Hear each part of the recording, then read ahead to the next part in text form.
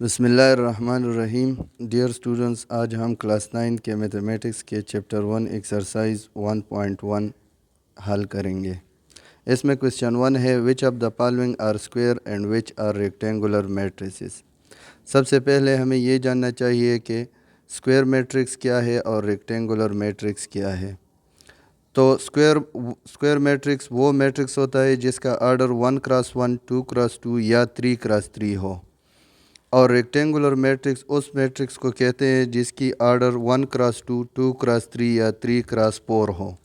यहाँ पर क्वेश्चन 1 हमें दिया गया है a इज इक्वल टू 2, 3, 0, पायो।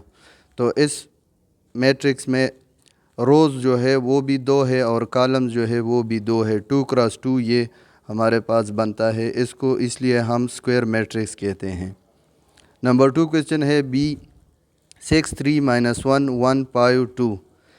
अब इस मैट्रिक्स में रोज़ हमारे पास 2 है और कॉलम 3 है, तो ये हमारे पास बन गया रेक्टेंगुलर मैट्रिक्स। नंबर 3 क्वेश्चन जो है, इस मैट्रिक्स में एलिमेंट्स है 1, 0, 0, 0, 2, 0, 0, 0, 1। इस मैट्रिक्स में हमारे पास रोज़ 3 है और कॉलम भी 3 है, इसलिए इस मैट्रिक्स को हम स्क्वायर मैट्रिक्स कहते हैं। क्वेश्चन 4 में हमारे पास जो मैट्रिक्स है इसमें एक ही एलिमेंट है -पायो, तो इसमें रोज़ भी 1 है और कॉलम भी 1 है, तो इसलिए इस मैट्रिक्स को भी स्क्वायर मैट्रिक्स कहते हैं। क्वेश्चन 5 में हमारे पास जो एलिमेंट्स है वो -3 और 4 है, तो इसमें एक रो है और 2 कॉलम है, इसलिए ये हमारे पास बन गया रेक्टेंगुलर मैट्रिक्स। अब क्वेश्चन 6 में हमारे पास जो एलिमेंट्स है वो है -1 और 7। इस मैट्रिक्स में हमारे पास रोज़ 2 है और कॉलम 1 है, इसलिए हमारे पास ये मैट्रिक्स बन गया रेक्टेंगुलर मैट्रिक्स। क्वेश्चन 2 हमें दिया गया है, list the order of the following matrices, कि ये जो मैट्रिसेस है इनकी ऑर्डर को आप लिस्ट करें, फाइंड आउट करें। तो सबसे पहले हमें जानना है कि ऑर्डर ऑफ मैट्रिक्स है क्या। The number of rose and columns in a matrix is called order of the matrix, कि एक मैट्रिक्स में कितने रोज़ है और कितने कॉलम्स हैं। ठीक है, अब हमारे पास क्वेश्चन 1 है 1, 2, -1, 3, 4, 2। ये मैट्रिक्स हमें दिया गया है। अगर हम इसमें देखें तो इसमें हमारे पास जो है 2 रोज़ है और 3 इसमें कॉलम्स हैं, तो इसका ऑर्डर क्या हुआ 2/3। क्वेश्चन 2 हमें दिया गया है, मैट्रिक्स है -4, एक एलिमेंट है इसमें, तो इसकी एक रो हो गया बन गई और एक इसकी कॉलम बन गई। ठीक है, कॉलम भी एक, रो भी एक, तो इसका ऑर्डर जो है ये 1/1 बन जाएगा। क्वेश्चन 3 हमें दिया गया है, इस मैट्रिक्स में एलिमेंट्स है 2, 3, -1, 1, 2 और पायो। अब इस मैट्रिक्स में हमारे पास 2 जो है रोज़ है और 3 इसमें कॉलम है, तो इनका ऑर्डर क्या बन जाएगा 2/3। क्वेश्चन 4 में हमें दिया गया है एलिमेंट्स जो है इस मैट्रिक्स में 2, 1, 3, 2, 4, -1। अब इस मैट्रिक्स को आप गौर से देखें तो इसमें 3 जो है इसमें रोज़ है और 2 इसमें कॉलम्स है, तो ये इनका ऑर्डर क्या हो जाएगा 3/2। क्वेश्चन 5 को अगर हम देखें तो इस मैट्रिक्स में 2 एलिमेंट्स दिए गए हैं 3 और 2, तो अगर इसको इसकी रोज़ और कॉलम्स को देखा जाए तो इसमें रो 1 है और कॉलम इसमें 2 है, तो इसका ऑर्डर क्या बन जाएगा 1/2 और 1x2 इसका ऑर्डर बन जाएगा। अब क्वेश्चन 6 में हमारे पास जो मैट्रिक्स है उसमें एलिमेंट्स है 1, 2, 3, 6, 5, 9, 0, 0, 0। अगर इस मैट्रिक्स को गौर से देखा जाए तो इसमें 3 जो है हमारे पास कॉलम्स है और 3 इसमें रोज़ है, तो इनका ऑर्डर क्या बन जाएगा 3/3 और 3x3 बस। अब आते हैं क्वेश्चन 3 की तरफ। क्वेश्चन 3 में हमें गिवन है इफ ए एक मैट्रिक्स है जिसके एलिमेंट्स है 3, 2, -4, -2, 6, 0, 2, 1, पायो -3, 4, 6। Give the following elements. हमें क्वेश्चन 1 दिया गया है A12। A12 का मतलब क्या है कि एक पहले रो को और दूसरे कॉलम को हमने इस गिवन जो मैट्रिक्स है इससे हटाना है और बाकी जो एलिमेंट्स रह जाए वो यहाँ पर लिखने हैं। तो अब आप देख लें, ये हमारे पास रो 1 हो गया और ये जो है दूसरा जो है कॉलम हो गया। ठीक है, इसको हटा के इस रो को और इस कॉलम को हटा के हमारे पास ये एलिमेंट बच जाते हैं। -2 0 2 पायो -3 6। दूसरा हमें दिया गया है A23 के इस गिवन मैट्रिक्स से हमने दूसरा जो है रो हटाना है और तीसरा कॉलम हटाना है, और बाकी जो हमारे पास एलिमेंट बच जाए उसको हमने इस यहाँ आंसर के तौर पर लिखना है। तो ये एलिमेंट्स हमारे साथ बच जाते हैं 3 2 2 1 -3 4। अब तीसरा जो क्वेश्चन है वो है A32। इसका मतलब ये है कि तीसरी रो और दूसरी कॉलम को इस गिवन जो मैट्रिक्स है इससे हमने हटाना है और बाकी जो एलिमेंट बच जाए उसको यहाँ पर इस मैट्रिक्स में लिखने हैं, जो कि ये बनते हैं 3 -4 -2 0 -3 6। क्वेश्चन 4 में हमें दिया गया है A43। A43 का मतलब क्या है कि चौथी नंबर रो जो है ये हटाना है इस गिवन मैट्रिक्स से, और तीसरी नंबर पर जो कॉलम है ये वाली कॉलम ये जो है हटाना है। ये एलिमेंट्स हटा के चौथा रो और तीसरा कॉलम वाले एलिमेंट्स हटा के बाकी जो एलिमेंट्स इस मैट्रिक्स में रह जाते हैं वो हम यहाँ पर लिखेंगे 3 2 -2 पायो 2 1। अब क्वेश्चन पायो हमें दिया गया है A13।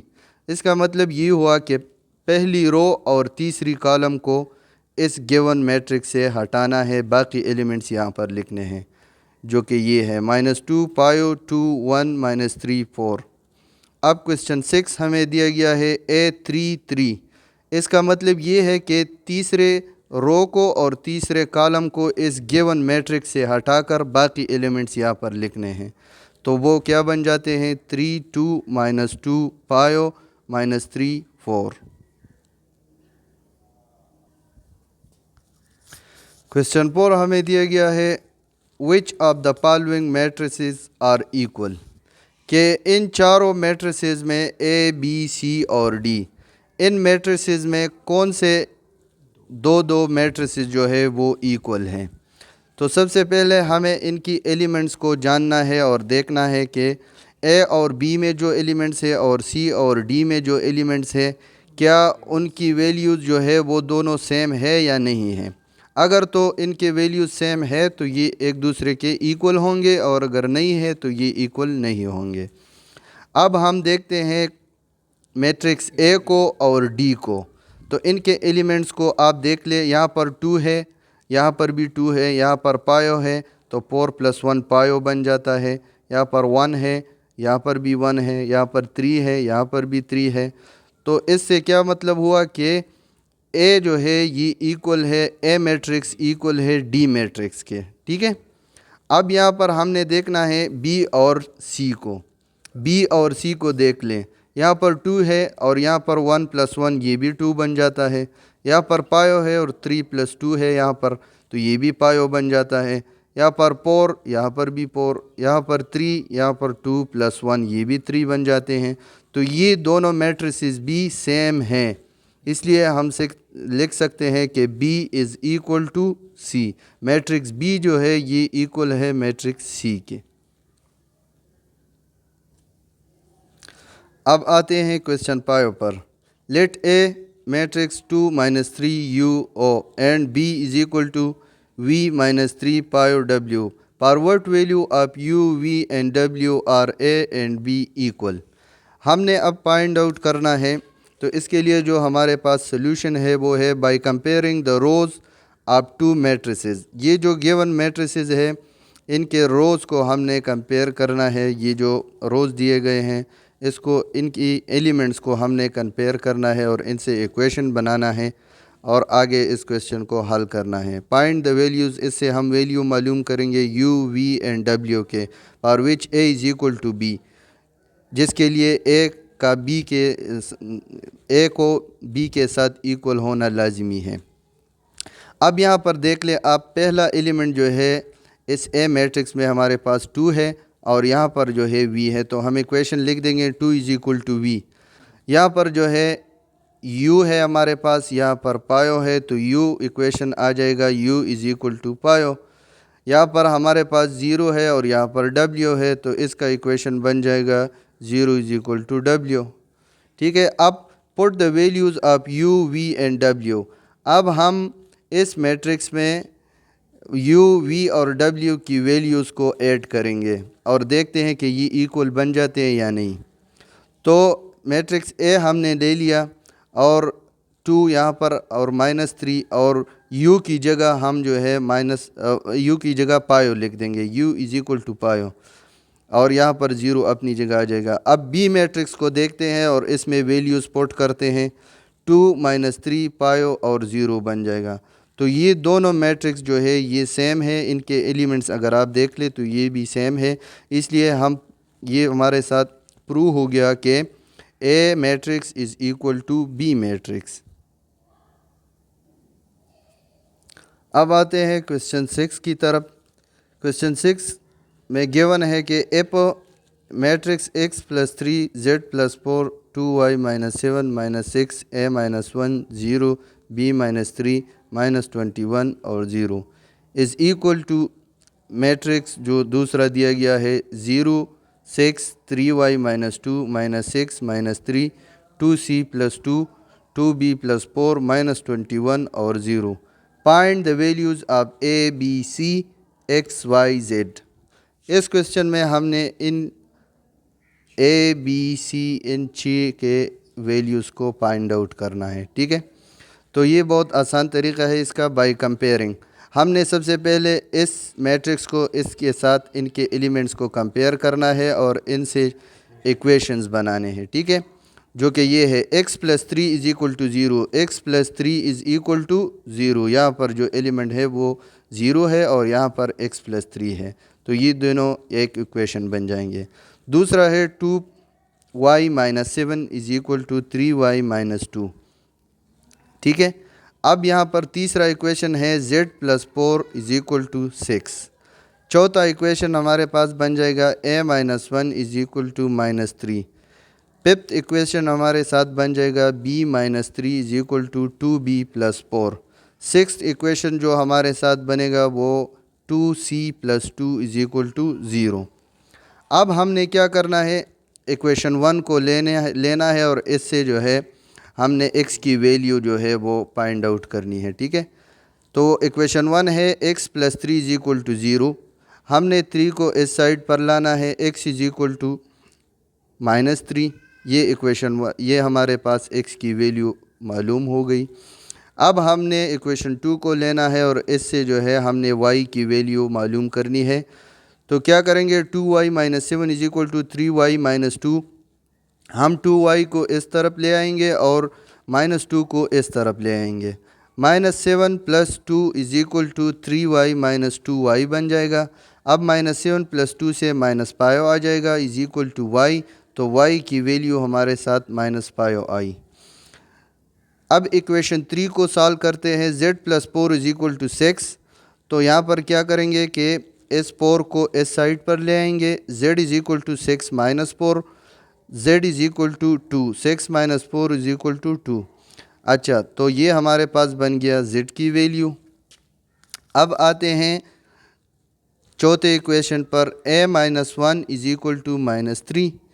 तो यहाँ पर हम क्या करेंगे कि इस -1 को यहाँ पर शिफ्ट करेंगे। ठीक है, a is equal to -3 + 1, a is equal to -3 + 1 से क्या आ जाएगा, -2। तो ये हमारे पास a की वैल्यू जो है ये मालूम हो गई।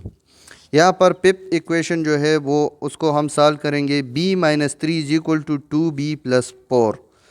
तो यहाँ पर हम क्या करेंगे कि इस 4 को जो है हम इस साइड पे ले आएंगे और इस b को जो है हम इस साइड पे ले आएंगे। ठीक है, -3 - 4 is equal to 2b - b। अब -3 और -4 से -7 बन जाएगा और 2 और -1 यहाँ पर जो हमारे पास है 2b - 1b, इससे b आ जाएगा। तो b की वैल्यू हमारे साथ आई -7। यहाँ पर सिक्स इक्वेशन को सॉल्व करते हैं और इससे c की वैल्यू फाइंड करते हैं। 2c + 2 = 0। अब यहाँ पर जो है हमने इस 2 को इस साइड पर ले आना है, ठीक है, इक्वेशन के दूसरे साइड पर ले आना है। तो यहाँ पर 2c = -2 हो जाएगा। बोथ साइड डिवाइड बाई 2, इसको भी 2 से डिवाइड करें और इसको भी 2 से डिवाइड करें तो 2 के साथ ख़त्म हो जाएगा, कैंसिल हो जाएगा। और ये 2 इस 2 के साथ यहाँ पर -1 आ जाएगा। c = -1, ये c की वैल्यू है। तो जिस तरह के हमें क्वेश्चन में दिया गया था कि हमने x, y, z और a, b, c की वैल्यू मालूम करनी है, वो हमने फाइंड आउट कर दिए। x = -3, y = -5, z = 2, a = -2, b = -7, c = -1। ये सारे वैल्यूज़ हमने फाइंड आउट कर लिए। अब आते हैं क्वेश्चन 7 पर, जो कि एक्सरसाइज 1.1 का लास्ट क्वेश्चन है। अब आते हैं क्वेश्चन 7 की तरफ, जो कि इस एक्सरसाइज 1.1 की आखिरी लास्ट क्वेश्चन है। इसमें कहते हैं कि solve the following equation for a, b, c and d। ये हमें दो मैट्रिसेस दिए गए हैं, a + b, b + 2c, 2c + d, 2a - d = -1, 4, 8 and 0। हमने सबसे पहले इनसे ये इक्वेशन निकालने हैं। a + b = -1 bye comparison method. यहाँ पर अब b + 2c = 4, 2c + d = 8 और 2a - d = 0। अब इन इक्वेशंस की मदद से हम a, b, c और d की वैल्यूज़ को फाइंड आउट करेंगे। तो सबसे पहले हम क्या करेंगे कि इक्वेशन 3 से इक्वेशन 4 को हम ऐड करेंगे, इन दोनों को हम ऐड करेंगे और इनसे जो है वैल्यू निकालेंगे। एक पिप जो है इक्वेशन इससे निकलेगा। 2a + 2c = 8, 2 × 2। अब हम a और c को ब्रैकेट्स में लिख देंगे और 8 यहाँ पर आ जाएगा। दोनों साइड को 2 पर डिवाइड करें तो 2 1 = 2 और 2 4 = 8 हो जाएगा, ठीक है। तो a + c = 4, ये इक्वेशन 5 हमारे साथ बन जाएगा। अब इक्वेशन 1 को हम माइनस करते हैं इक्वेशन 2 से, ठीक है। तो इसके साथ हमारे पास एक छठा जो है इक्वेशन आ जाएगा। a + b = -1 इक्वेशन 1 हो गया और इसको माइनस करेंगे b + 2c = 4 से, जो 2 नंबर इक्वेशन है, ठीक है। तो इस यहाँ पर अलामात बदल जाएंगे, प्लस जो है माइनस हो जाएगा, यहाँ पर माइनस हो जाएगा, यहाँ पर प्लस भी माइनस हो जाएगा। तो यहाँ पर हमारे पास आंसर आ जाएगा a - 2c = -5, जो कि इक्वेशन 6 बन जाएगा। अब यहाँ पर आते हैं इक्वेशन पायो को माइनस करेंगे इक्वेशन 6 से, ठीक है। इक्वेशन पायो हमारे साथ है a + c = 4 और इक्वेशन 6 जो है वो है a - 2c = -पायो। इसको हम मनपी करेंगे तो अलामात बदल जाएंगे, हमारे पास आ जाएगा 3c = 9। तो हम दोनों साइड को 3 से डिवाइड करेंगे, ये 3 इस 3 के साथ ख़त्म हो जाएगा। 3 1 = 3 और 3 3 = 9 आ जाएगा, यहाँ पर 3 बच जाएगा। तो c = 3, तो हमने c की वैल्यू जो है फाइंड आउट कर ली। अब आते हैं इक्वेशन पायो से। इक्वेशन पायो में c की वैल्यू को पुट करते हैं और इससे a की वैल्यू निकालेंगे। तो यहाँ पर a + c = 4, जो कि इक्वेशन पायो हमारे साथ था। अब इस c की जगह हम इसकी वैल्यू 3 जो है ये पुट करेंगे। a + 3 = 4, तो इस 3 को हम इस साइड पर ले आएंगे। a = 4 - 3, तो 4 - 3 से 1 आ जाएगा, a = 1। अब यहाँ पर हमने इस इक्वेशन से इक्वेशन 3 से हमने d की वैल्यू को मालूम करना है। तो यहाँ पर c की वैल्यू हम पुट करेंगे। 2c + d = 8, 2 और c की जगह इसकी वैल्यू 3 लिख देंगे, प्लस d = 8। तो ये 2 3 = 6 बन जाएगा, प्लस d = 8। अब इस 6 को हमने इस साइड पे ले आना है, ठीक है। तो d = 8 - 6, 8 - 6 से 2 आ जाएगा। d की वैल्यू भी मालूम हो गई, d की वैल्यू है 2। यहाँ पर d की वैल्यू हमने फाइंड आउट कर ली 2। अब इक्वेशन 1 से जो है b की वैल्यू हमने मालूम करनी है। a plus B is equal to -1 equation 1 दिया गया है। अब हमने क्या करना है कि इसमें a की वैल्यू जो है हमारे साथ यहाँ पर जो 1 आया है इसको पुट करना है। a की जगह 1 लिख देंगे plus b is equal to -1। इस +1 को जो है इस साइड पे ले आएंगे तो b इज इक्वल टू -1 बन जाएगा। अब b इज इक्वल टू -1 और -1 से -2 बन जाएगा तो ये हमारे पास आ जाएगी b की वैल्यू जो कि यहाँ पर गिवन था कि ये निकालना है। ये हमारे साथ अब सारे आंसर जो है वो आ गए हैं जो हमें क्वेश्चन में दिए गए थे कि a is equal to 1, b is equal to -2, c is equal to 3 और d is equal to 2। Thanks for watching.